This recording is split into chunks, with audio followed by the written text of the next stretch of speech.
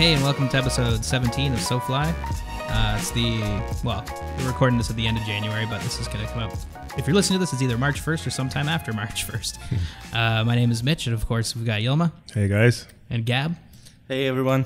And we've got a special guest on the show today, someone we've been wanting to get on the show for a little while now. He sent in photos when he was taking a trip across the U.S., what was it, a year ago? It was almost a year ago. Yeah. Last winter, right? If this is coming out in March, it'll be exactly a year ago. Oh, perfect, because this is March. Aldo, how's it going?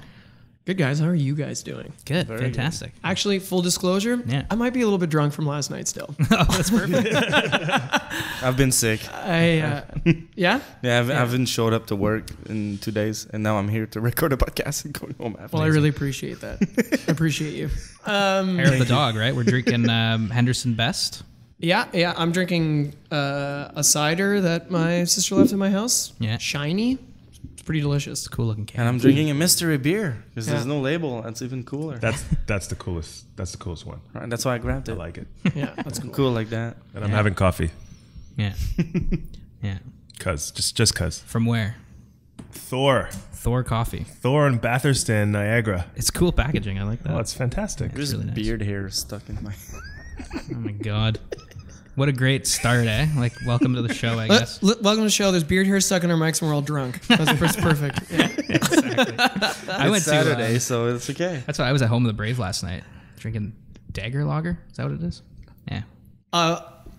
I helped brew that beer. There you go. It's delicious. Oh, nice. Yeah. Yeah, it's so good. Yeah. Yeah, because what's your connection to Home of the Brave again? I used to work for the company that owns Home of the Brave and La Carnita and Sweet Jesus. Yeah. Yeah. So that's what I do for a living. I work in restaurants. Yeah. Yeah. So what, are you a brewmaster or are you... No, I was more of the, I guess in the end it was like, my title was corporate food and beverage manager. So I consulted on brewing Dagger Lager because that's one of their projects as well. That's amazing. Guys we met at... when we first opened Carnita, the only thing we had on tap was Muskoka, and there was this really awesome guy, Mike, that opened up Brunswick Brew House in the East End, and they were brewing Dagger for that company, and I was lucky enough to be part of the brewing process. Obviously, not brewing myself, but like tasting and it's good beer. And whatever. Yeah, it's good. Yeah. I went to La Carnita yesterday for the first time, so Awesome. I've been ordering Sweet Jesus through Uber Eats for a while. For the pints? Perfect. Yeah. Thing is I can almost see it from my house, Perfect. but I still Uber Eats it. It was a cool 6 years for sure. It definitely led me to meet a lot of people for sure. Actually, I think I met you, Mitch, at Home of the Brave for the first time. Yeah, that's right. A year ago. A year ago, yeah, exactly. Home of the Brave. And now you're also down at Drift like a couple days a week kind of thing, just helping out. Yeah, I do. When I came back from my trip, I was like, restaurants can be pretty all-consuming in terms of your life. Which I'm not complaining about, but it is a reality, long hours. And I still tried to fish once a week. It was always definitely, a big part of my life. But part of the reason for going on the trip was kind of reconnecting with this community. And then when I came back, I was like, I don't really know what I'm going to do now. I don't really want to jump into something crazy, like committed as that. So then I was like chatting with Rob one day, and he was like, oh man, if only we had a little more help at the shop. And I was like, well, I used to work like in high school. I'm from Ottawa originally. Yeah, me too. Right. And I during high school I worked at the Green Drake, which was a fly shop there, and which unfortunately no longer exists. But It's close. Yeah, it's closed. They the family that owned it, like Vince and Tony and Dino, there's a father and two sons, and really awesome people, and really passionate salmon anglers. And Dino's they're all really great anglers. And but they have, like, Tony and Dino have their own lives, and Vince is getting close to retiring age. Yeah. So it just kind of ran its course, and it was a great shop. It's cool little community. I spent 2 years in Gatineau, and then that's when I reconnected with fly fishing, and then I used to go to Green Drake. Oh, it was like this native guy too that was working there from what's his name? From Nova Scotia. Yeah, he That wasn't the guy upstairs tying, was it? I think so. Do you remember that guy that would tie the flies upstairs? Oh, that's Cam. Cam, yeah. Yeah, Cam. Yeah, he was awesome. I like that. Cam was such a nice guy, man. He took me like before I had like a car or my license, like he would take me to Bing? Bing retreat. He knew how to fish that lake. Oh yeah, better than anybody. Well, that's where he taught when I was like, starting fly fishing too. Yeah. I went to the Drake there, and Cam was like, I was like, where do I catch trout? He's like, go to this lake, man. Go to Bing. And so I went. And that's where I caught my first trout. I used to see him out there all the time. Man, the world is small. Like Cam was, he, very passionate about, biology and really understanding. Like, I think, although he was a really proficient caster, I thought anyway, like he, his strength, like you meet people who fish and they have their like one little thing that they do better than everybody. Yeah. Can't really understand. Sorry. No, I don't know. No, like sometimes I go fishing with people and like, everybody has like the skill set or whatever, but like some people might understand entomology more, or some people might be better casters or whatever. What Cam really understood was, he really understood, in a specific water body, what the diet of fish were and how to properly, target that diet and imitate that diet. And I was like, that's what I learned a lot from Cam. Yeah. That's awesome. Yeah, entomology wise, because he was a great tyer too. Yeah. His flies were kick ass. Yeah, his flies are kick ass. Yeah. And he's just really passionate. And, I really owe a lot of fishing hours to Cam, and like starting to understand still water fishing for sure. Like was because you read a lot and, there's really, great Canadian personalities like, Brian Chan or whatever that like, write extensively about like midges and still water, but it doesn't always, the West Coast techniques don't relate to our waters all the time. They do for sure, but so it was cool going out with Cam because he was like, because we fished in lakes a lot in Ottawa, Three Rivers run through Ottawa, and like that's where I fished mostly. But if you were going to go for trout in Ottawa, it was either you were driving upstate New York or you were fishing in lakes. So, exactly. Upstate New York too. That was like. What about the bridge? What was the name of that bridge? On the Ottawa River? Champlain Bridge. Champlain. Yeah, the Champlain Bridge. That's where I learned everything. Yeah. I would ride my bike down there and with the fly rod. Yeah, I did the same when I was living at Gatineau. That's where I fly fish most of the time. Yeah, well, and Green Drake, they had their the Champlain Run Trout Club. It wasn't really a trout club. It was just once a year. They'd raise money and release brown trout. Into, big ones too, right? Yeah, they would do about 50 brood breeder stock, and then the rest about 10, 12 inches. And that was really cool. That was really special for a lot of people. Like a lot of people, like you could buy the 5 pound 24-inch brown, and a lot of people named it after like relatives who had passed. It was pretty cool, and they got to release it and take a photo with it. And you'd occasionally get one on your line too. Like I was fishing there like 3 or 4 weeks after they did a stock, and I got a brown, and I was like, holy shit! I was like, wow, because like I didn't think much really came of those fish, because it's the Ottawa River, it's hot. Summertime, like it's hot, it's huge, there are a lot of predators, but that area, I would say they probably stick to it because it's a big pool, and I don't know, they stick there, they go up to the next set of rapids, but you're right, you're totally right. It's a giant pool, and you see them jump. Like I've never caught one, but you see them jump, and I'd be like, we would go we would go and like you catch bass all day long, and, which is so fun. And then I remember one time in the fall, which we did this stocking in the spring, and went in the fall, and I caught one by surprise, and I was like elated. I was like, I finally caught a trout on a fly. Yeah, exactly. No, exactly. I think I was 14. Because the thing is with the Ottawa area and trout, it's like such a unicorn, man. Like. Because like Bing Retreat was like I had to go there to catch a trout, and then when I learned about upstate New York, it was like the end of the world, because I would just fucking go there. Yeah, it was the best water.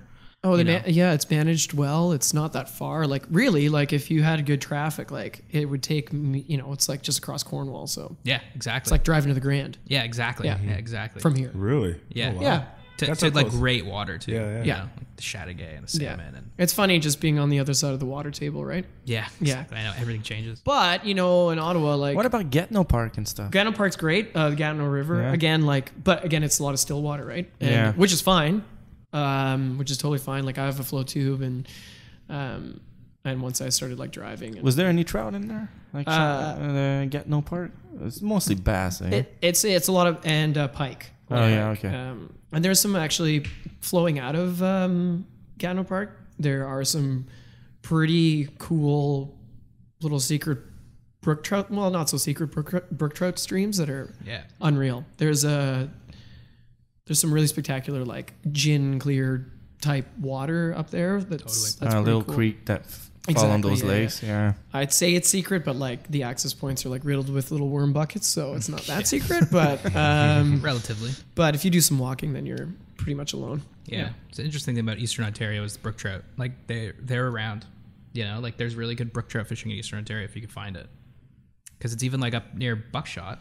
There's a few rivers but they're way in the woods, which is like near Caladar, but they're like hidden. Like they're a bitch to get to. Well, it's our native species, right? Yeah, exactly. I thought the Gatineau River would have brook trout, but I've never caught one. Only caught the walleye and bass out of it. Yeah. But I didn't go really far up. So. Well, and you're used to like your river there, the Jacques Cartier. Yeah, back home, like mostly in Quebec City. But yeah, it's funny how it changed though, because like back in the days, like I would catch brook trout all the time. I grew up on the brook trout river, and all I wanted to catch was pike.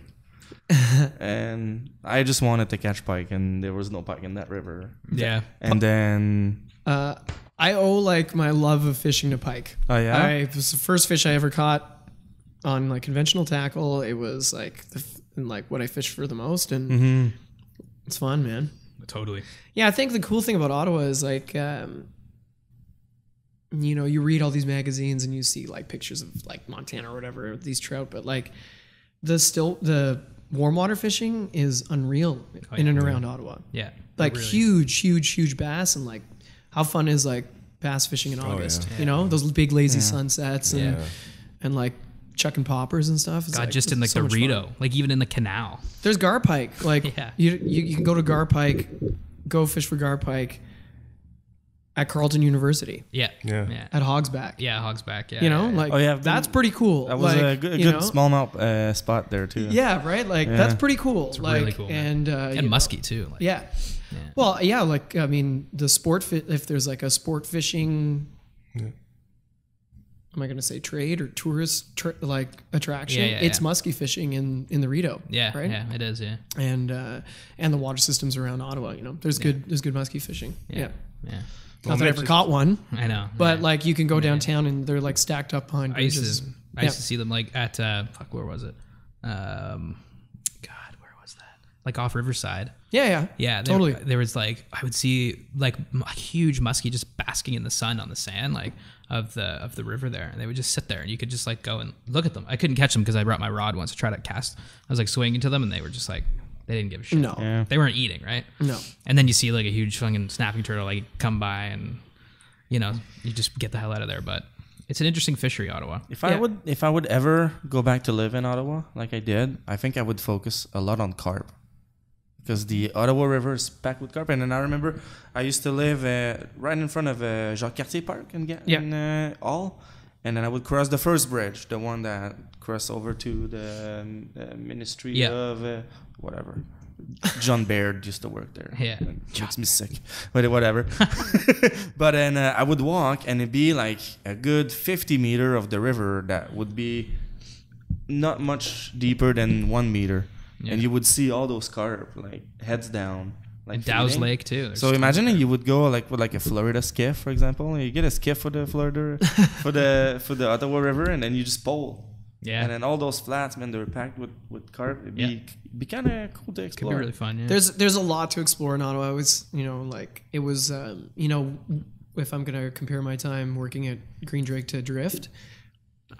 I never understood why more people didn't fly fish in Ottawa. Yeah. Like, you know, I mean, obviously being in a town of 3 million and surrounded by, you know, whatever the GTA, Guelph, Fergus, etc. It makes sense that there were so many customers at Drift. Yeah.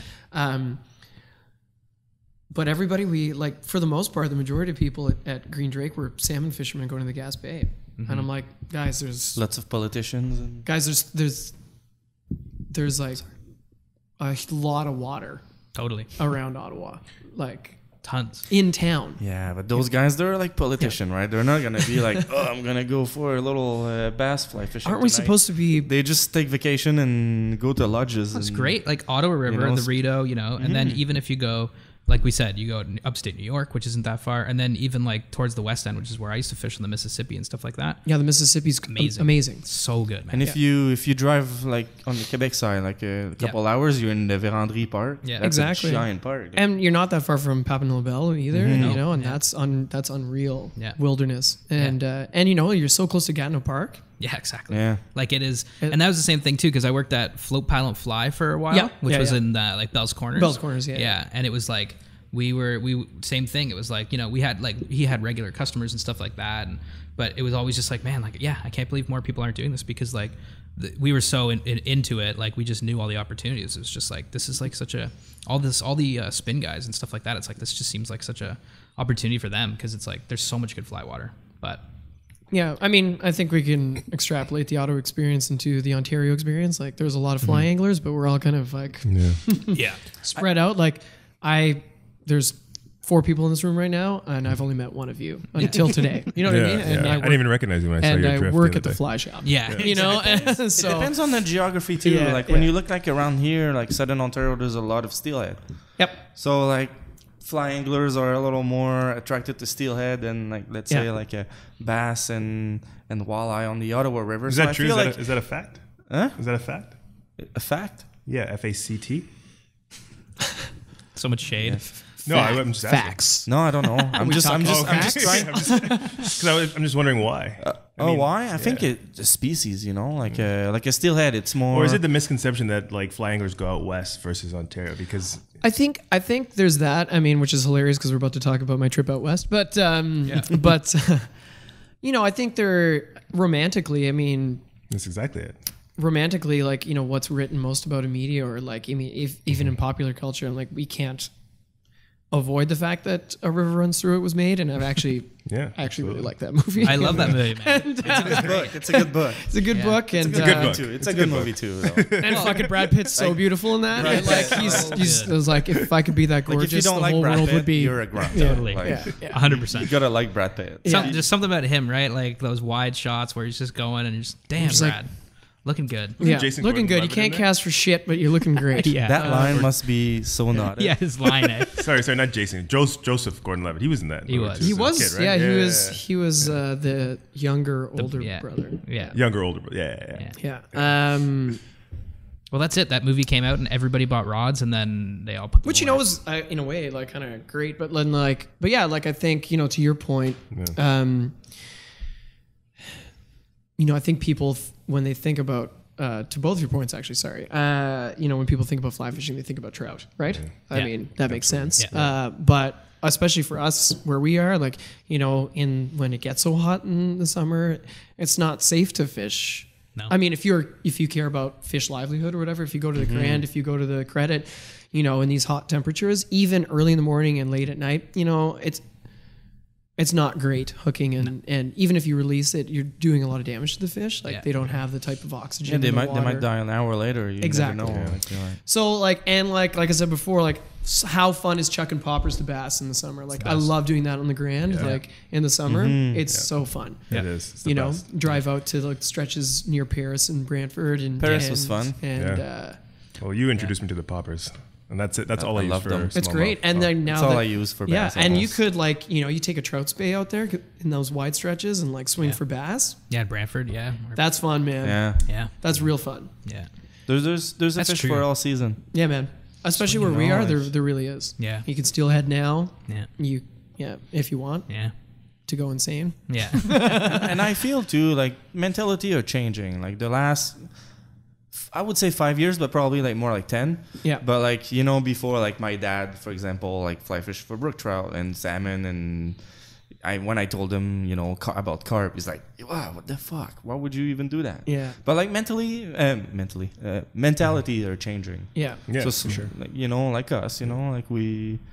Like if trout is too warm for trout, let's go for bass. Who cares? Yeah, who cares? And I think like also, what's great is what you can say rod line technology has advanced for those niches as well. Like, you know, 10 years ago, you wouldn't find a predator rod 10 years ago. You wouldn't find a selection of carp flies, you know, in most places. And now it's a trend, you know, in most magazines you open, and at every issue there'll be that anyway, which is cool. It's always expanding. Everybody's, and even down to the lines and the leaders and everything. You can get pretty much anything. There's a real carp line now. There's a rod for every man. There was like Sage was making bass rods back when I was working at the shop, and it was like, you know, it's amazing.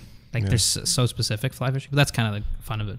But why are we here? Yeah, we want to hear about your. Oh, right. Let's do that. The actual point. Let's talk about out west. Well, you got me interested in Ottawa, so Mitch, that's on you to take us. I know we do got to go. We really do have to go fish. We should around there. Yeah, like absolutely.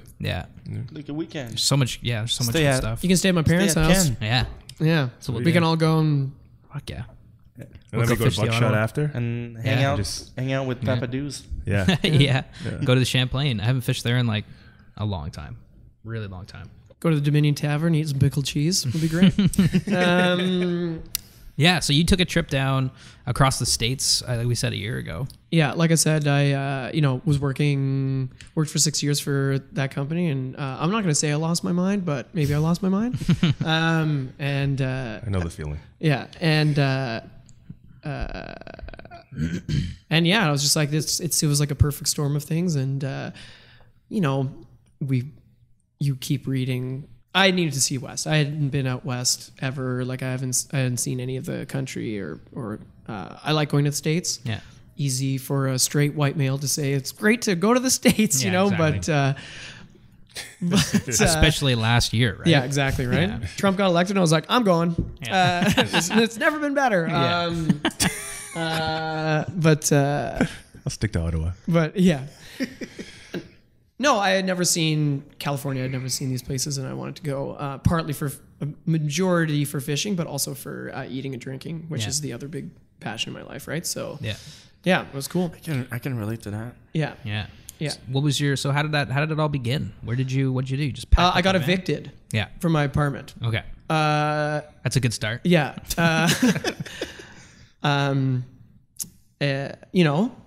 The housing market's amazing in Toronto, and really, I lived in a little Victorian in Parkdale, and that person who owned it, who probably bought it for 2 cents, sold it for $2 million, and the person who bought it converted it into Airbnb units and evicted everybody, and so it was that, and I quit my job, and I was like, you know what? Now's the time. Yeah. You know? And I just got out of a relationship as well, so it was like the perfect storm of things. Yeah. Time to travel. Freedom. Yeah. There's nothing like a fishing trip to fix that. Yeah.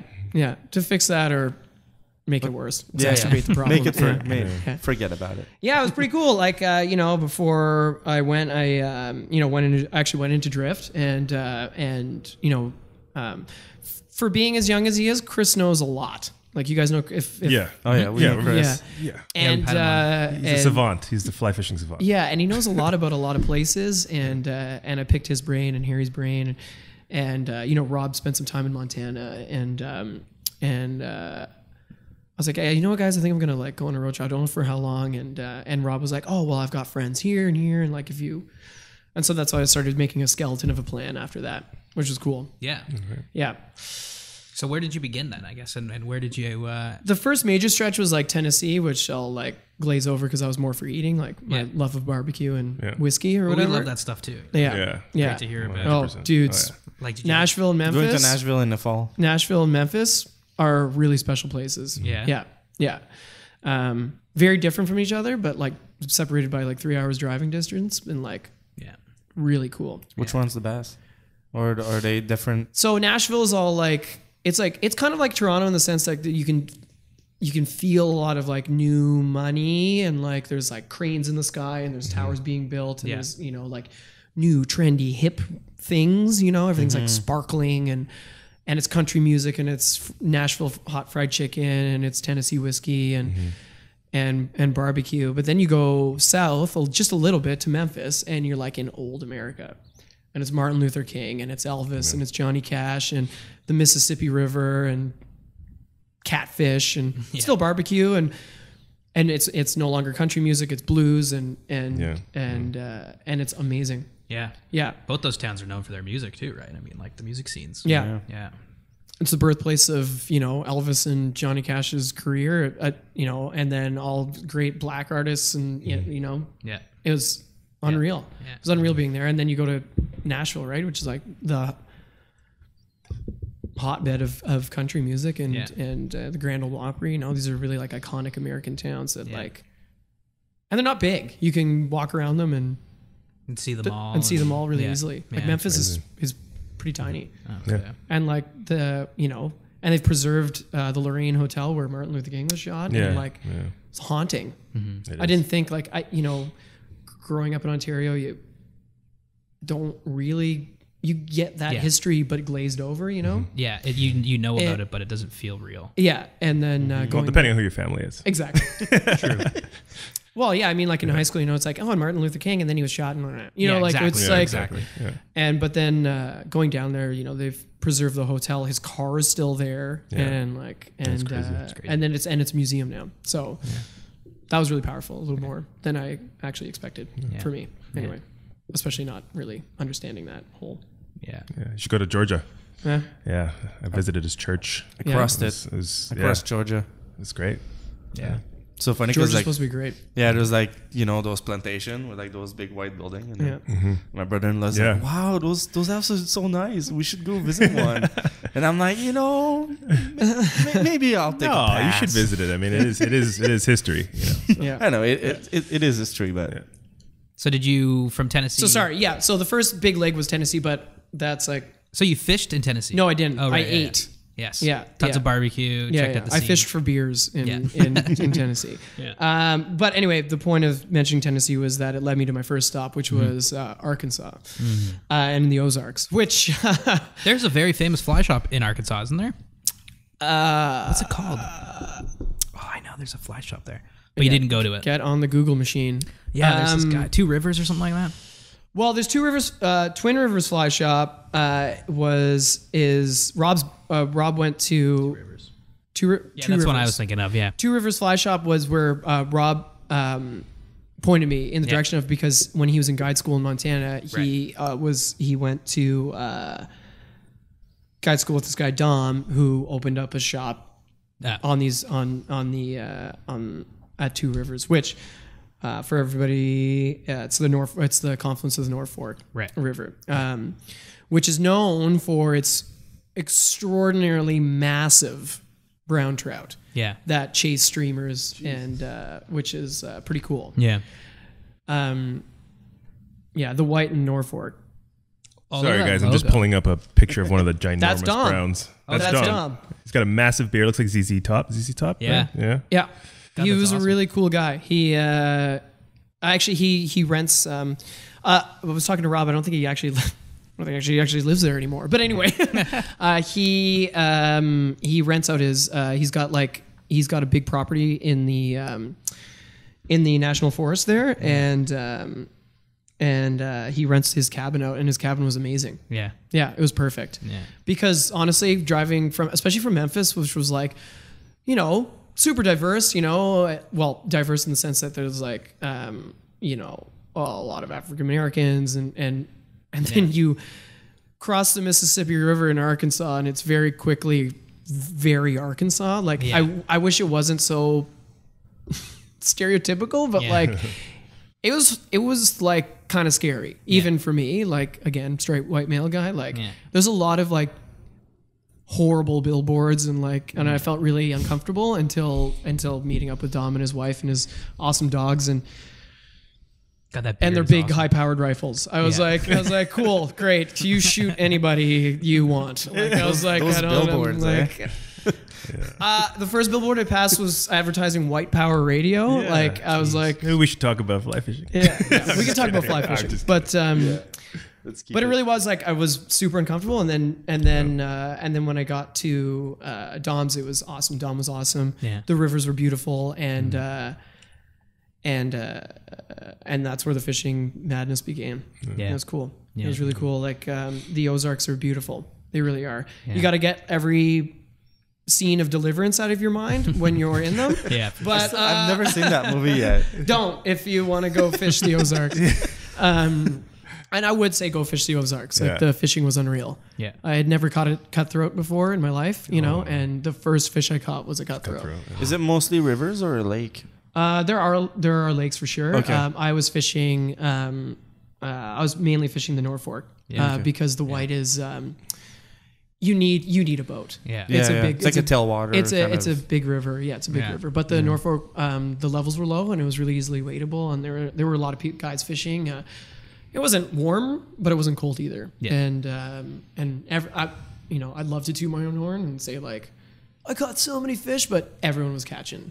Oh man, a ton of trout. So it's just a great fishery. Yeah, and that was really like the first time I read about fishing with the midges and whatever, and I'd never touched a size 22 fly before in my life. Mm-hmm. Oh wow. I understand that they are effective. I understand that people fish with those types of flies around here. Yeah. I get it. Yeah. I don't want them. No. No. Like but fishing those tailwaters was absolutely essential. Yeah. And really tying small zebra midges it was pretty cool. Like fishing that small, and getting to fish tandem rigs is great because we can't do it here, at least on the rivers that we've like up the Credit and the Grand. Yeah. And fishing tandem rigs was like awesome. Yeah. Super effective. Yeah. And that was great. Yeah. Yeah. So you're just catching tons of cutthroat, eh? That's so well. It was. Sorry, it wasn't just cutthroat. It was. It was the cutthroat, browns, and rainbows. Yeah. But what the white is really known for is like we're seeing this picture here. Yeah. It's ridiculous. Brown big trout. Streamer chasing browns. Yeah. Which is really cool. And Dom and his wife. I think wife at the time. Yeah. Like it's been a year and it's been a while, and he's anyway he's moved. But they were great hosts, and like it's a really cool fishery. Yeah. What else? I'm just looking. Oh yeah, like like Dave Whitlock. Yeah. Giant in fly fishing. Oh, yeah. He those were kind of his home waters. So there's some fly fishing history there as well. Yeah.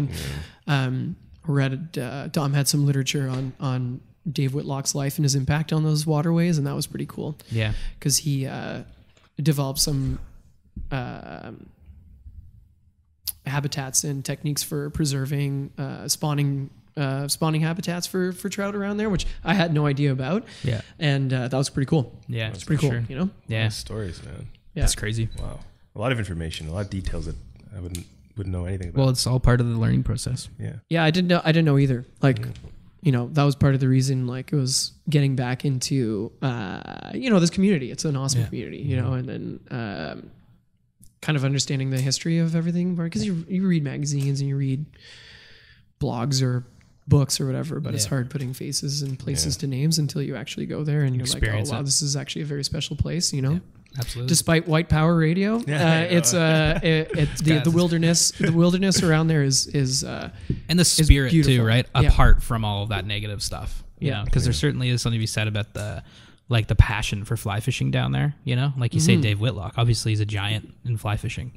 He's like a legend. So it's like just being able to fish in a place that has that kind of energy is really cool. Yeah, that's what I love about upstate New York too, and like the Catskills and Sable and stuff like that. Mm-hmm. It's just like so much history. You know? Well, Joan Wolfe and exactly. That's their Fran Better and everything else too. And it's cool that like you ask fly. I'm more of the I've gotten, especially in the last year, gotten really good at actually catching fish and like actually showing up to the river with a plan, which is super important. Show us, please. Take us with you. I think when you need to, in many aspects of your life, drop your ego, and the second you drop your ego in fly fishing is when you start catching more fish and really listening to people and listening to unexpected people. Like I've learned actually a lot from Chris at the shop, and he's 19. Yeah. And I've been fishing since I was 10. Yeah. Fly fishing. Yeah. 20 years. And I've learned more in the past year than I have in those previous 19. Yeah, exactly. Yeah. And opening up for sure, right? Yeah. And meeting people and talking to people and just like that was fun too, like on that trip, like, I'm mentioning Dom, and that's kind of like the first fly shop I went to. And then I made a point I really started enjoying going to fly shops. Yeah.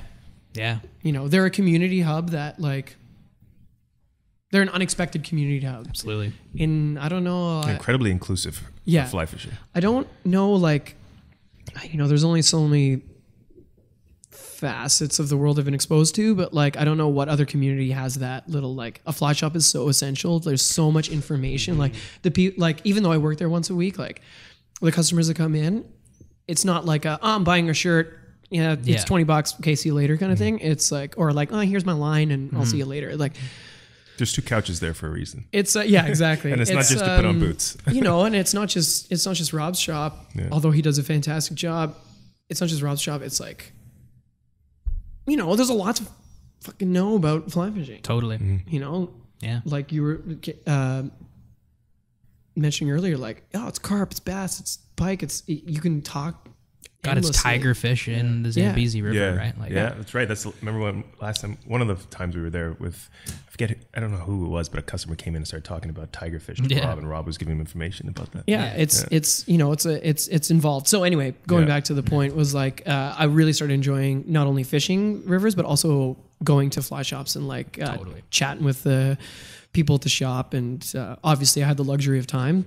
But being part of a community, right? Like and are they all are all those shops kind of like representative of their area? Like I know, like obviously they all are tied together with the theme of they're all fly shops, but like you go from like from Arkansas to somewhere drastically different. Like what are the differences you start seeing? Like just in terms of like their vibe or I think what's interesting is coming from Drift or whatever, where like we, being in downtown Toronto, which I've been to fly shops in downtown Chicago and Manhattan, and excuse me, you have to service a wide variety because of you're servicing traveling anglers too, right? Yeah. So like you need to know about bonefish or whatever. What's really cool about these rivers and these fly shops is that they're on the river. Yeah. Yeah, exactly. And it's like they're really keyed into exactly what that fishery needs. And they sell like 10 weights and a few saltwater lines or whatever, but really they're there to reflect their community, which was really a fantastic resource because you can go to them and be like, oh man, like I often did. I like drove in and was like, hey, I'm like driving across the States. I just showed up at the South Platte in Colorado, and what am I using? Where am I going? What am I scared of? And they were so receptive, and you're buying licenses from them, and for sure. It's cool being in Toronto and like having to understand all of that, but it's also very cool to be that specific, like I am the South Platte's fly shop, and not just the South Platte in general, specifically this area of the South Platte. Exactly. That's just like in Wilmington, New York, near on the Ausable too. This fly shop, Ausable Two River Fly Shop there. Same kind of deal, right? Like it's exactly servicing that area. And then you go in and they'll tell you what insects, to use, what flies to use for that stretch of. They're so intimately connected with the wilderness around them, and it's fantastic. It's amazing. Cool. Yeah. So after Arkansas, which was great, and that kind of like that definitely flipped the switch to fish mode. I didn't really care about going to cities anymore after that. And I was just kind of like living out of my car and fishing after that. And on actually Dom and his wife's recommendation, they're like, well, if you're heading west, you can't miss Colorado. And I had brought my skis as well, and I was like, I'd never skied again growing up in Ottawa, like. There was skiing, but like Pakenham, like Bunny Hills. Yeah. Camp Fortune isn't exactly the Rocky Mountains, and like, and as fun as it was, but so I brought my skis and I was like, if I can do both, I'm gonna do both, and you can do both. You can really do both there, and even though I was there in March and in April, so after Arkansas, I was off to. I got into Colorado, which driving across Kansas is the worst. I imagine it's just flat and it's boring and like Saskatchewan, and it never ends. Fans. Yeah, sorry anybody from Kansas, Manitoba, or most of Alberta, but it's the worst. It's flat, nothing to see. Just like mind numbing. Horrible. Yeah. It's almost difficult to just. Is it worse than the drive Toronto Ottawa? That's pretty bad. That 401 it gets. That's boring. pretty bad. It's like doing the 401 from Toronto to Ottawa. Like 3 times straight. Or just watch Dumb and Dumber, that scene where they're just driving. Yeah, exactly. Yeah, exactly. Exactly. Well, the good thing though is that the highway there, the speed limit's 75 miles per hour, so you can fly. Yeah, which is great. That's awesome. I wouldn't recommend that drive, but Colorado's amazing. You start seeing those Rocky Mountains, and you get turned on pretty quickly. Well, it's like I follow people on Instagram who are in Colorado, like a lot of fly fishers. Yeah, and that's the type of shit, right? They're fly fishing on ridiculous water, catching fish. They're just like whatever, mountains and shit. Yeah. And then they're skiing like ridiculous slopes, and then they're like it's just all this different stuff. It's like back and forth. It's like pure, kind of like that fly fishing wilderness scene, Yeah, and everyone owns a Jeep. Everyone owns a Jeep. Everyone's got a Jeep. Every single person has a Jeep. I love a good Jeep. Yeah. It's a community. They wave to each other. Yeah. They do. It's not fucking weird. Yeah. They do. I was like, my friend Julian has a Jeep, and he was driving down the street, and he was waving to people in Jeeps. Yeah. I'm like... Just like 4 okay.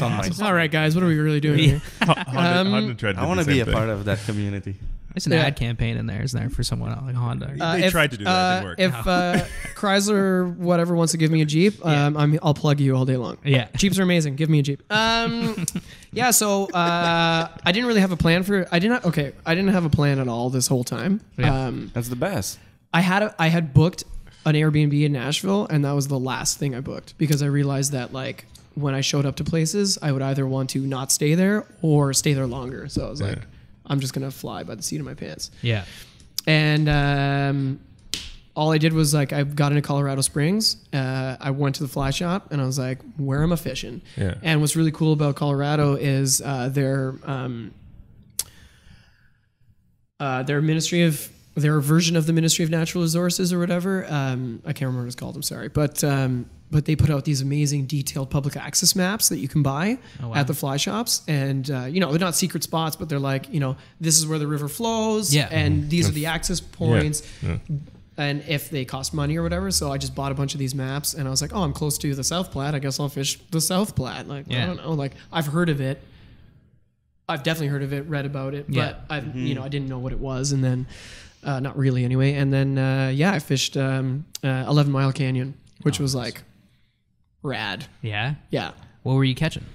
Mainly browns. Yeah. There were a few cutties, but mainly browns and rainbows. Yeah, and the scenery. And like big rainbows. Oh, yeah. Man. I love rainbow trout. Yeah, and again, this was a tailwater, so midges, like really, really small stuff. And sorry, his name's Mitch. Oh, hi, Mitch. Little Mitches. I just wanted to do that joke all day. Size 22 zebra Mitches. Dad joke. I love it. Get a Midge tattoo. Yeah, you should. And I think it's always good to always be learning, and that was definitely a huge learning curve. Was learning how to land larger fish on obviously using size 22. Your tip is small. Mm-hmm. Learning how to play fish that are quite large on those was like a huge learning curve. Yeah. That's what happened to me last summer. Yeah. With that salmon on the Credit River, I had like a 6. Oh yes, the great Atlantic salmon dump in the Credit River. Oh, whatever. God. But I was handling it with a 6X, and you're doing pretty well. You're doing pretty well. Yeah. But it braked. Yeah. It's cool, and everybody I met on the river, because there's a lot of, even despite being there in March, like the weather was. Where I was like in and around, I'm gonna say, within a few hours of Colorado Springs, just west. Yeah. The weather was unreal. I was in I could have been in a t-shirt if I wanted to be, and during the day anyway. Yeah.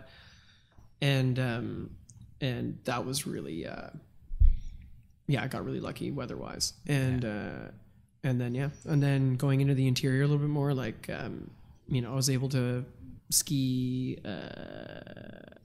Aspen, which was cool. Ooh, I was like, I'm just here. I'm going to do it, Yeah. And the thing about Aspen is you're at the Roaring Fork and the Frying Pan, which are two of arguably, definitely Colorado's better known rivers, and maybe the Frying Pan's one of the. I love river names. Yeah. Oh my God. Yeah. Right? It's so interesting. The Frying Pan. It's so creative. It's fantastic. The Frying Pan. Yeah. What's the frying pan? Like, what's the deal with that? Like, Frying pan is most known for a stretch of river right after the dam. It's also a tailwater. Like this trip was brought to you by Tailwaters. Like I didn't plan it out that way, but I was 90% of the time I was on Tailwaters. It's pretty hard to find a river in the States that has no dam on it. So lots of river are like like I guess a well-known waterway. I guess you could argue that. Yeah. But the Roaring Fork and the Frying Pan. The Frying Pan's a tailwater, and then the Roaring Fork is a as a freestone. Freestone, And which is pretty cool. Frying Pan is best known for a stretch just after the dam called the Toilet Bowl. And, see what I'm talking about? And the Toilet Bowl, which right now is closed, they had to close it because I think they're doing some work on the dam, and what's really cool, it was a voluntary closure. It wasn't the Colorado fisheries, whatever. They didn't mandate the closure. It was fly anglers that were like, listen, they're working on the dam. Let's leave the fish alone. And it was a voluntary closure of the fishery, which is great. So cool. That's awesome to see. That's great. To see that kind of community like actually really care and come together. Like, how do you get that? Sorry, I said fly anglers. It's probably all anglers. For sure. That was a bit misrepresented. But that's everybody's fly fishing out there. Well, it's Colorado, so I think you can say fly angler. That's fine. But even if it is spin guys and whoever, like it's great that everybody's on the same page when it comes to protecting the fisheries. Because it's like, how is this a debate? When it comes to stuff like that, it's just we fucked everything up. And we need to realize that we fucked everything up, and we need to protect what we've blown. Exactly. Yeah, like we're working from. We're playing from behind or whatever. Yeah. But there's no reason why we can't make our, let's say the credit or the grant, there's no reason why we can't protect our waterways, even though it wasn't what it was 100 years ago, of course, Of course. Yeah. Anyway, the Frying Pan's best known for the Toilet Bowl. It's a stretch of river where there are just unreal rainbow trout, like huge fish that are basically just sitting below the dam with their mouths open, just swallowing midges like a blue whale going through plankton. Yeah. Blue whales eat plankton? I think so. I think Blue whales? Probably. No, they krill? Krill. Krill that sounds right. No. Yeah, krill. That sounds right. Yeah. Krill. I don't know. They're not a little fish, bit bigger. Right? We don't know. It might be bigger than plankton. Yeah. A whale is a fish, right? Anyway, is it just a giant the blue fish pool? Is that the idea? It's a huge it's the first big pool after the dam. Krill. And it's krill. Perfect. Yeah. And you can just sit there and 2,200 pounds of krill. These fish are really healthy and they have a huge food supply and they just get really big. They're really big fish. Yeah. And the Frying Pan's beautiful. And I don't understand how anybody doesn't catch fish in the West. Yeah. Like you go to the credit, you're working for your fish. There's fish and there are big fish and there are healthy browns and excuse me. And but you're not having the type of day like the fish populations in these rivers are insane. Yeah, it's insane. That's fantastic. That's good to hear. Yeah, and it's great. And it's great. And I'm sure each of these river systems have their problems that I'm not intimately aware of. Yeah, like anywhere. But going there was unreal. So you're at the Frying Pan, and then you also very close to the Roaring Fork. Like minutes away from the Roaring Fork. And I fished the Roaring Fork, but runoffs was already starting to happen. This was April. So the beginning of the melt was starting to happen. Yeah. And the Roaring Fork, although like turquoise, unreal, clear, was high and very much roaring. Yeah, I managed one rainbow, but it was high. So then good at least. I woke up. I was gonna leave. Like my next stop was Utah, and like I was gonna leave, and then I woke up that day, and snow had come over the mountains, and I was like, when am I ever gonna be in Aspen? Yeah, and I just skied. Lift ticket is. Oh god. Guess. Guess. Sorry. 100. 100 American or more than 100. 220 American for a lift for a day a day lift That's pass. crazy. Yeah. Holy jeez. Spent a lot of time in ski hills in my teenage age. Aspen is it's like a thing. How much was the fishing license? There's an airport. Probably I think 40 American for I think I got what's cool about Colorado is you can just tack on days. Yeah. like which was great because I was like, oh, I'll buy a week. Yeah. And then I ended up being there for 9 days, and I was like, you can just add on days, to the license, which is awesome. Yeah. New York's license is also awesome. It starts from the day you buy it, as opposed to the calendar year like Ontario. Yeah, exactly. Yeah. Which is bullshit. Calendar year. Stupid. Yeah. I hate that. I mean, as residents, it's not a huge deal, but like I could see it being annoying for Yeah. Yeah. You have to buy a license and it expires. It's I'm like sure you could change it with a letter. They'll probably change it right away. man, maybe. It's Canada. Yeah. I think his name was Joe Forte. He was a friend of Dino's at Green Drake, and he had this awesome thing where he would, when he caught a fish, he would release it and he would just chill out. Yeah. He'd be like, I'm cool. Yeah. And like it slowed everything down, and that's something I've adopted. It just slowed everything down. Yeah. You know? And it was just like enjoying the moment, and then once you do that, you don't like frantically overwork water. Yeah. Because that's unproductive as well. Yeah, 100%. Yeah. Okay, so after the Roaring Fork in Aspen was crazy. Like it's a thing. Like people go there to not ski. Yeah. You know? Yeah. Yeah. They're skiing in another way. If you know what I mean. Exactly. And it's kind of like out west, right? Like in the Whistler and stuff like that too. I guess it's just a party. It's a scene. huge party. Yeah. Snoop Dogg was playing a free show, and I stayed, and it was amazing. It was great. That's crazy. Which, by the way, if you ever get a chance to see Snoop Dogg live, is one of the best. It's to date the best concert I've ever been to. Oh, really? Yeah. Is it the energy, or can you actually? He's an amazing entertainer. Yeah. And I saw him when it was like the same time that like Sexual Seduction came out. So that and he had a full band. Yeah. Performing with him. I saw him in Ottawa at the Blues Fest of all places. Yeah. And it was like 40 degrees and it was like hot. Yeah. Like hot. And he strolls on stage like after this huge instrument. Like, you know, the build up to Sexual Seduction is like this huge flute intro or whatever. Yeah. And everyone's just in a good mood. I'm like stoned out of my mind. And like, and he just slinks on it. You know how tall and lanky he is? You know, he just slinks on a stage. You're actually doing it perfectly. In an Ottawa Senators jersey and yoga pants. Smart man. It's such a smart man. And I was like, this is the most incredible. Man, like, you know, I've seen some amazing performances, and that was unreal. Anyway, so after the fork, I got up like blurry-eyed, super hungover. Yeah. I'd met these lawyers on a bachelor party, and you know, everyone's really friendly in the States. I'm gonna put that out there. I've met more unfriendly people in Toronto than I have anywhere in America. Yeah. I could see that. I could see that. Yeah. That's surprising. And especially when you're at the bar alone, like everyone's talking to you because either they think you're a serial killer or they're just like, hey, it's a lonely guy. Let's chat with him.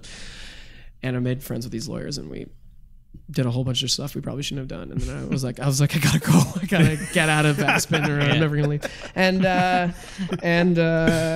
went to drove through Utah, and I had this thing in my mind where like I've got to fish the Colorado River in Arizona in the Grand Canyon. And there's one place you can very easily do that. It's called Lee's Ferry. Lee's Ferry is an access point where you can camp and also drive your car down into the Grand Canyon, and it's broken down into sections. Again, I didn't know this until I went there. I spent one night in Moab, Utah, which is super cool. It's like a little desert town. Again, everyone owns a 4x4 or Jeep or something, and everyone's just like, there's some pretty amazing national parks around there, all of which I was too hungover to attend. And so I just went to my campsite, barfed, and fell asleep. And then made my way to Lee's Ferry after that. So the section I was in was called Glen Canyon. There's a dam, the Glen Canyon Dam and Reservoir. Yeah. And that's like kind of like the beginning of what would be the Grand Canyon. And I fished the Colorado River there, which was cool. But I stayed there for 3 days. It was unreal.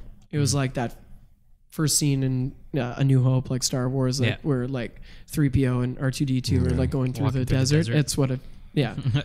I felt like as I was fishing, Jawas were going to come by on a drift boat, and it was cool. It was the least productive river. I know there was a lot of fish in it, but the water was. I was there for 3 days, and they were dumping a lot of river water out of the dam, so the water was super high until the last day, and the last day was like magic. Yeah. And it was just swinging streamers for big rainbows, and that was really, really fun. Oh, that's awesome, man. Yeah. I was fishing nymphs mainly, and doing I was catching like 1 or 2 fish. Like, you got to understand the fish populations in these places. Like, I was like in the Norfolk and on the Frying Pan, I was having 20, 30, 40 fish days kind of thing. Yeah. And then to go to the Colorado and catch 1 fish a day, which is still amazing, was like, oh, okay, I got to think about it a little bit more now. Totally. And then, but that last day, they stopped dumping water out of the dam, and it was easily wadeable, and the water, it's so cool. The water is emerald green, and you can imagine, we've all seen pictures of the Grand Canyon. It's red stones. Yeah. And but the water was just, and the water's emerald green, the contrasting colors. Is it because of the glacier water? Is there a reason? It has something to do with the dam. It has something to do with the dam, and maybe the rock too. Stone. It was explained to me, and I completely forget.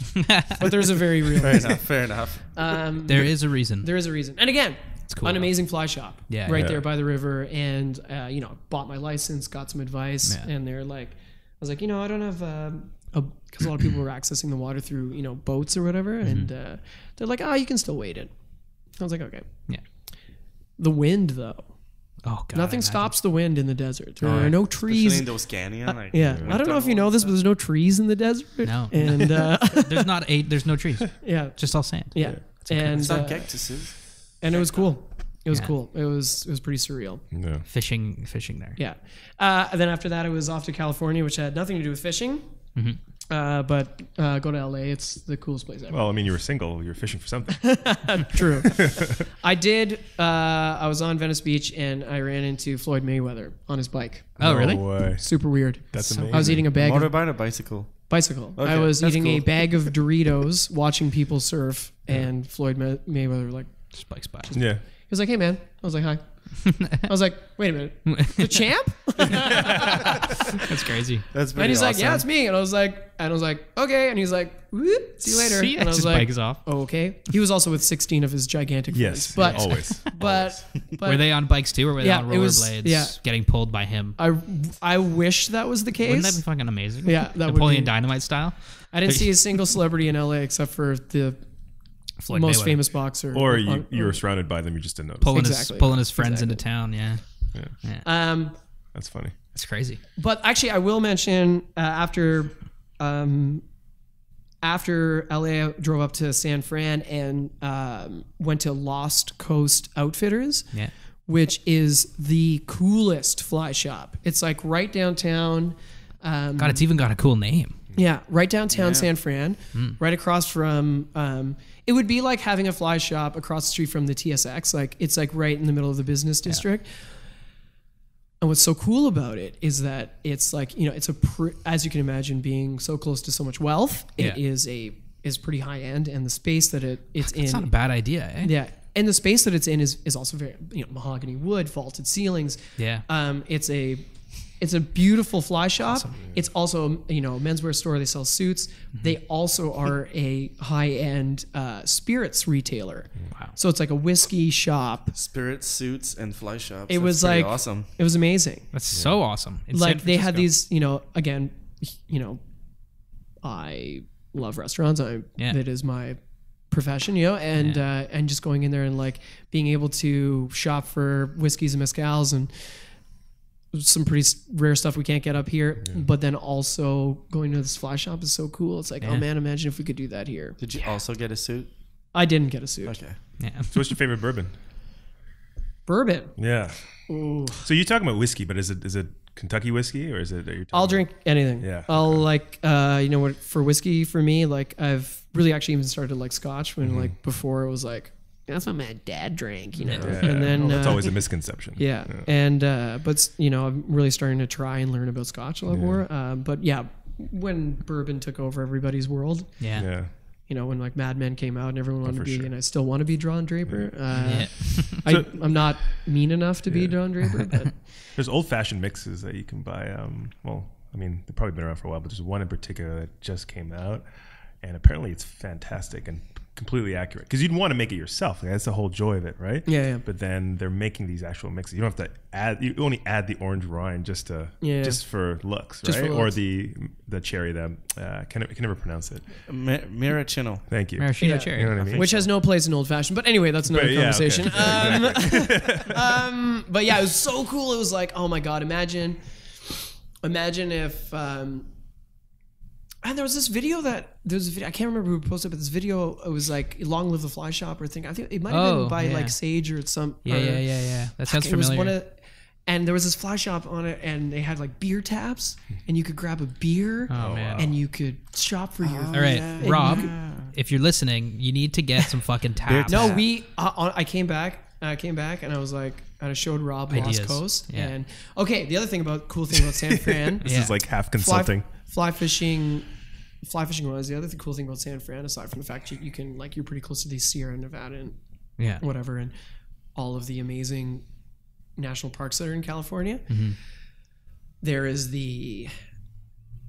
one of the most amazing casting clubs in San Fran, and they have these amazing casting pools. I'm sure even if you're not aware of it, you're aware of it. They're in so many videos, and the big cement pools, and it's really cool. And that's San Francisco, eh? Like if we're talking about like what was interesting about California, even though I didn't fish in California, the fly fishing. There's like an amazing amount of fly fishing culture in San Fran, and Lost Coast Outfitters is like. I was really like.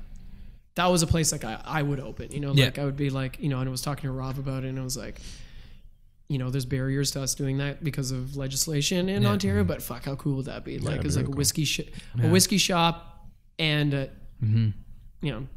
we're drinking right now. It's like drinking and fishing goes. Everything made out of oak barrels, 100%. And it was just like cool because it was two different communities in one building, and obviously they had the money to do such a cool place, but it would be rad. Yeah, to be able to do that here. Fuck, man. But at least you can come back with some cool ideas because it sounds like that's your thing. Yeah.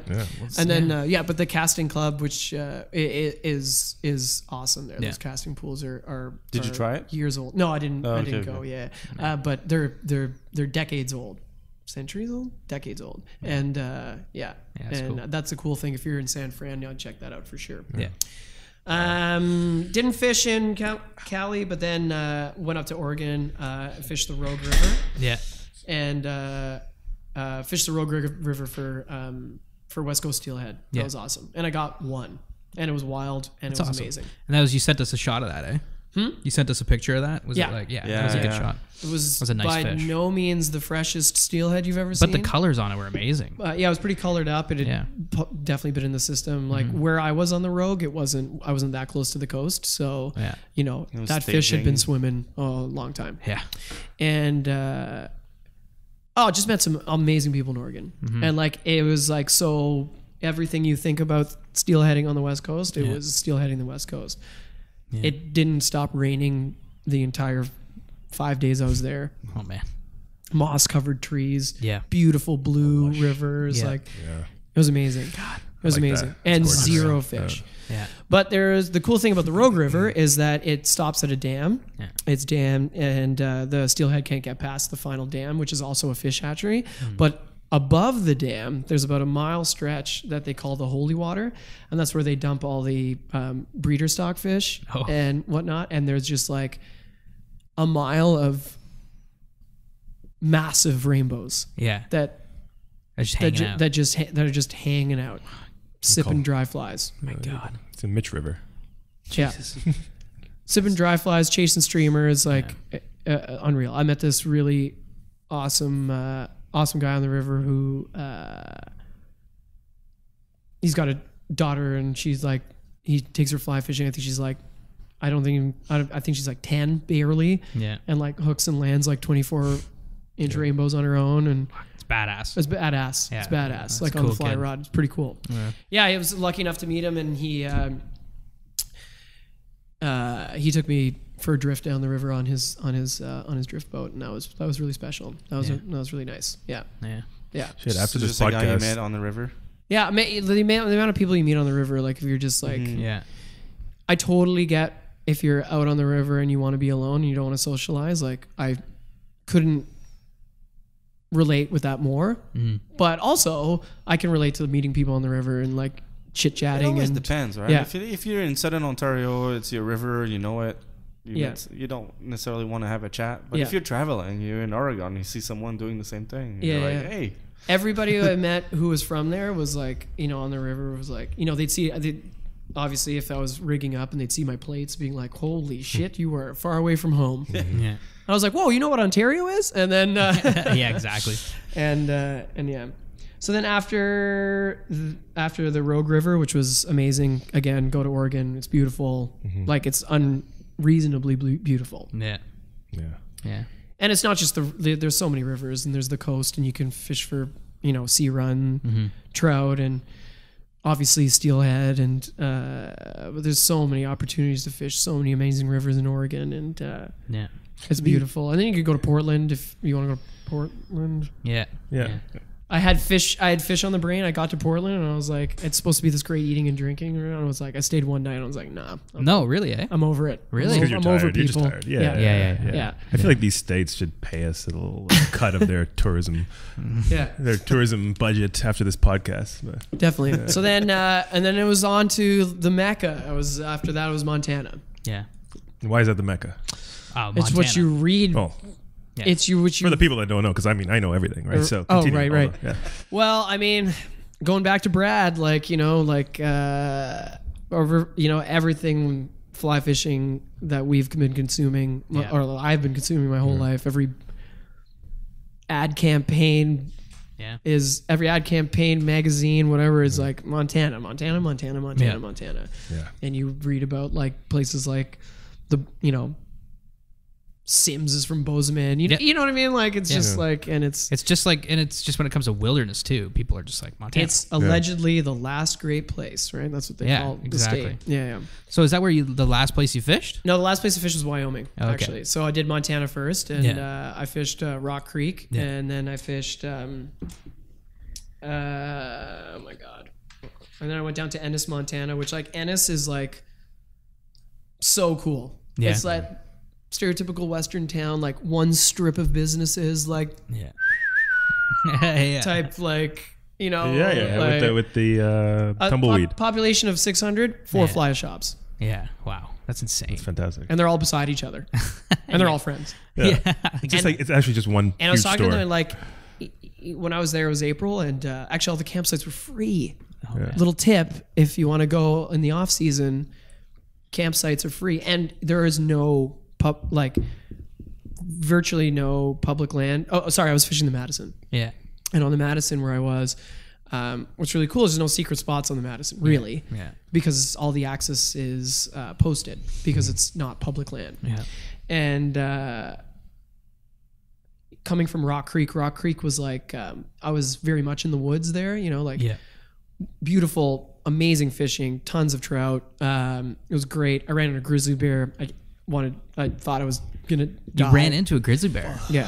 We What should did- start what the happened? podcast with that. You kind of just looked at each other and then just So there's all Shrugged. these posted signs again. Another great fly shop. I busted the tip on my 4-weight. Yeah. And where was I? I must have busted it in Arizona or something. Yeah. I don't even think it definitely wasn't on a fish. I think I slammed it in the car door. Like Yeah. actually like super noob. yeah. Yeah. It Noob happens. move. I kind of break thing. my rod Yeah. every year. But it was just the tip. Yeah. And so I was like, fuck, my 4-weight. Yeah. So I stopped in the fly shop. I was like, you don't happen to do repairs? They're like, we do. Yeah. And I was like, great. And there's all these posted signs like, bears are coming off the mountain, like keep your food safe and yada, yada, yada. And I was like, oh yeah. And I was like, how often do people run into bears? They're like, oh, kind of All the time. often. If you see one, like, don't freak out. Like, don't run. Right. But also if it wants to eat you, you're fucked. Yeah. So I was like turning the corner. I was like turning the corner on a river, on the river and on Rock Creek, and there was like 250, I would say, feet away was like this massive. Oh my god! And I've run into bears in Algonquin. And not really, like you're in the canoe and you're like, whoa, that's a black bear. Yeah. You know. Yeah. A grizzly bear is very big. Yeah. It's a very big thing to see. Yeah. And I thought it was like, and I, everything. They're like, okay, don't freak out. And 250 feet's not that far. You're like, yes, really I didn't know what, like, I had no thoughts. What do? You just stand there? I just stood there and like basically peed myself. Yeah.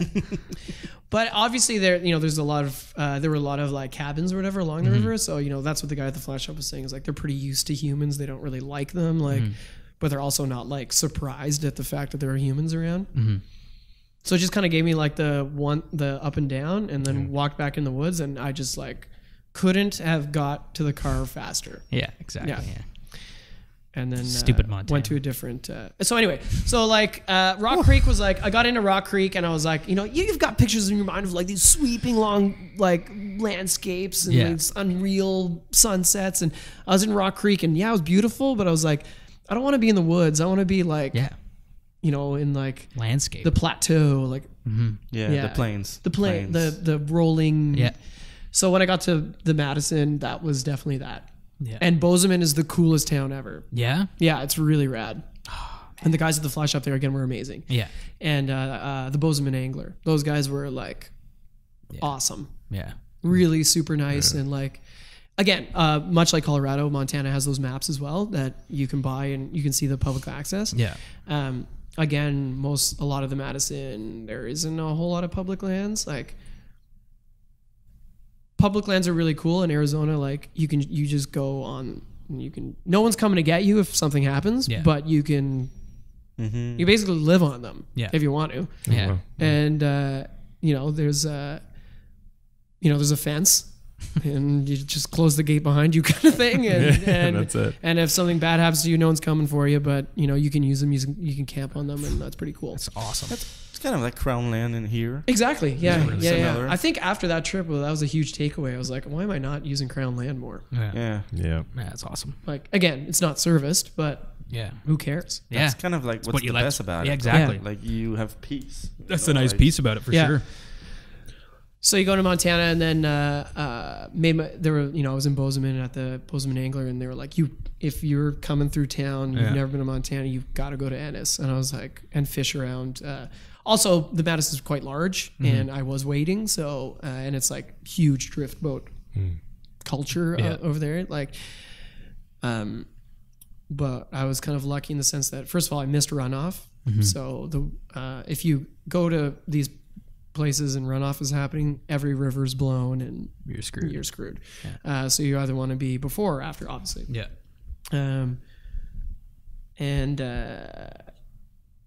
Being there before was great because, for us, it's not there for them, for us it's not that cold, like for people from Montana, it's not that cold, I would imagine like the casual angler who spends $5,000 to get guided on the Madison would be mad, but I wasn't mad, Yeah.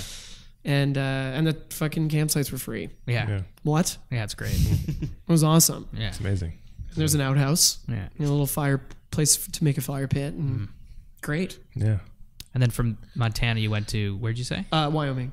Which was unreal. Yeah, it was good. If there's nobody living in Montana, there's no one living in Wyoming. Yeah. Like, you cross the state line, and it's like, there was like a gas station. They're like, last gas for 350 miles. It's man. Fill up here. Yeah.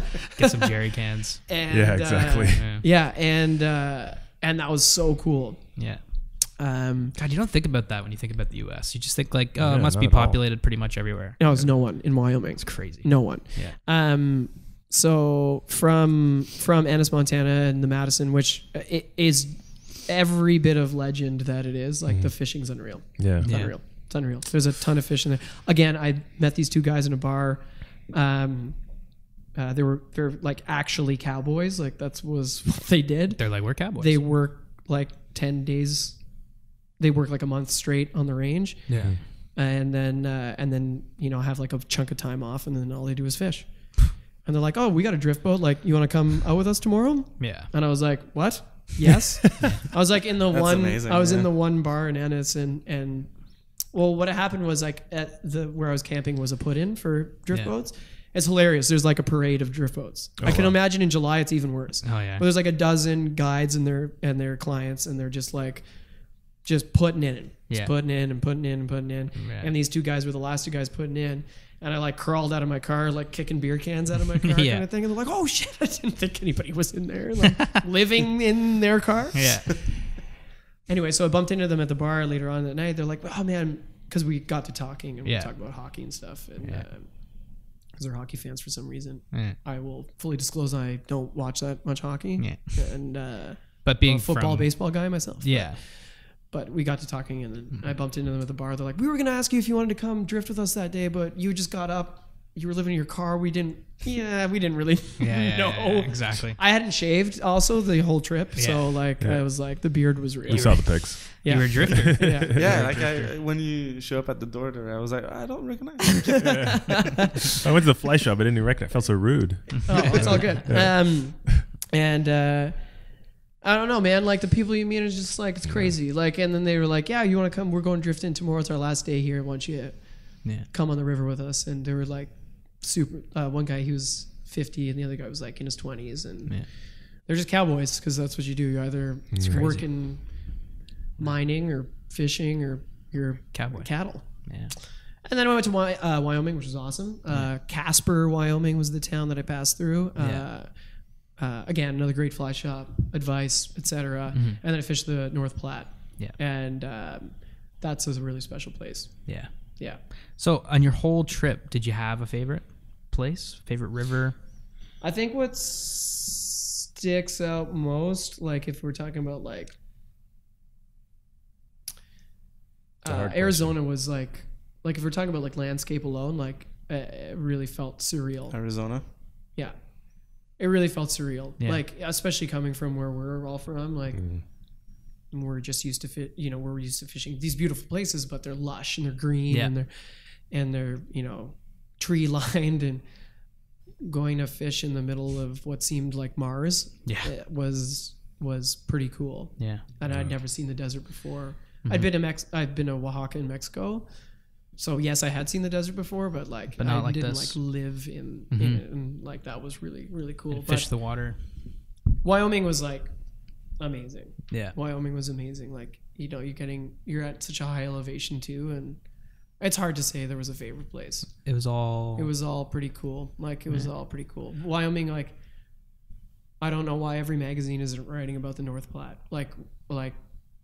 It's just like nothing else. You hear about it quite a bit, though. Yeah, you do, but not as much as you do about Montana definitely gets the bulk of the press. But I bet people in Wyoming kind of like that. Yeah, because everyone talks about Montana and they definitely Wyoming. They don't talk too much about it, but maybe they want to keep. But it if you're traveling to Wyoming, Casper is a nice home base, and you can get up to the North Platte, and there's some gigantic rainbows there, and it's like.